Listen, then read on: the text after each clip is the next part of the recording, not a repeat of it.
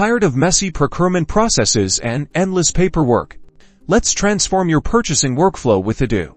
First, ensure the purchase module is installed from the app's menu. Click Install if it's not already there. Now, navigate to the Purchase app to create a new purchase order. Simply click on the Create button. This opens the purchase order form. Start by selecting a vendor from the vendor drop-down menu. If the vendor isn't listed, you can quickly create a new one by typing the name and selecting Create. Next, add the products you want to order. Click on Add a Product and select the desired item from the drop-down. Again, you can create a new product on the fly if needed. Enter the quantity you're ordering and confirm the unit price. Odoo automatically calculates the subtotal. You can also add expected arrival date. You can also add any taxes, payment terms, and reference a source document. Once you've reviewed all the details, click Confirm Order. This sends the purchase order to the vendor. You can send the order to your vendor directly from Odoo by pressing the Send by Email button. Odoo generates a draft email for you to review and send. Press Send, and you're done. Once the goods arrive, record the receipt in Odoo. This updates your inventory automatically.